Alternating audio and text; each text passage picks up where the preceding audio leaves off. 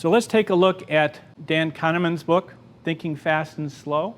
Kahneman has done thousands and thousands of very careful, clever studies, and he's put together a picture of how the human brain works. And it's a startling picture that you're not going to really want to believe. But the idea is that there's two of you in there.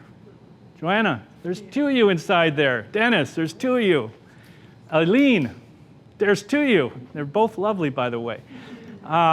So there's two of us inside here. There's you and me who are talking today. My slow system is talking to you today because the rational conscious mind is the slow system. It's plotting. It takes effort to think.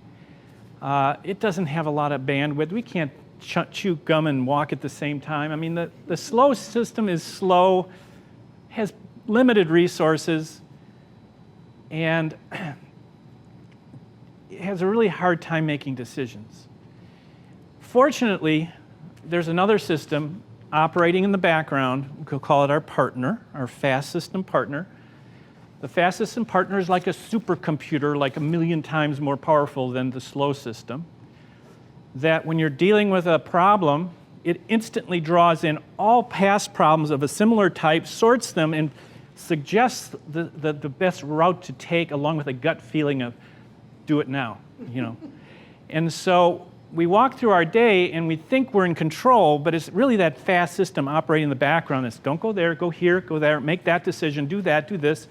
And so 90% of the time we're operating with a hidden partner telling us what to do. When that system can't solve a problem, when it doesn't work, well then our slow thinking system takes over and kind of crunches through the problem using logic and statistics and evidence, and so the slow system can take over and fix something that the fast system can't deal with.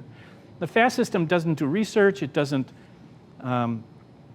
read books or anything, it just uses what you've got. It uses your past experience to make a quick decision, because where humans came from, we lived in a dangerous world. You don't have time to sit down and think for half an hour to, well, which way should I turn when that tiger comes at me? I'm sorry, you got like a microsecond to think, and that's what the fast system's for. It's for these instant responses to threats in the environment, make quick decisions, and you know people who make quick decisions, right? And they're confident that their decision is correct because the fast system provides you with a decision and a sense that it's right, even if it's dead wrong. So people who are always sure of themselves, they're using their fast thinking system and they have this self-righteous, well, this is right.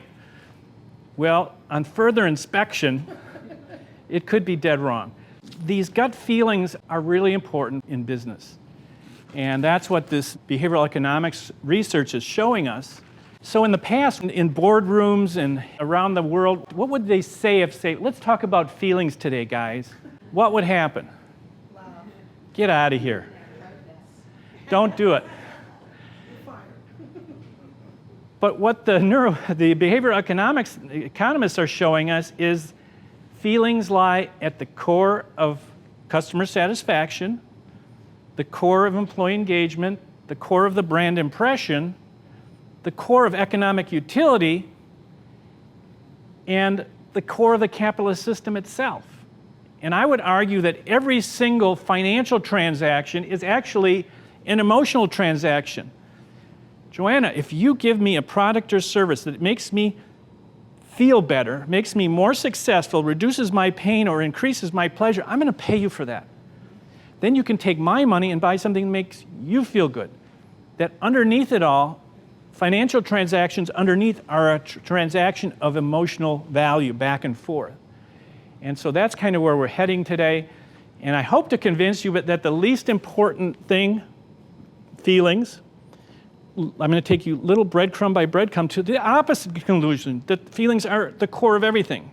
And if we turned off feelings, guess what would happen? Wouldn't make us Mr. Spock. We would drop to the ground, we would never get up again because there'd be no incentive to get up.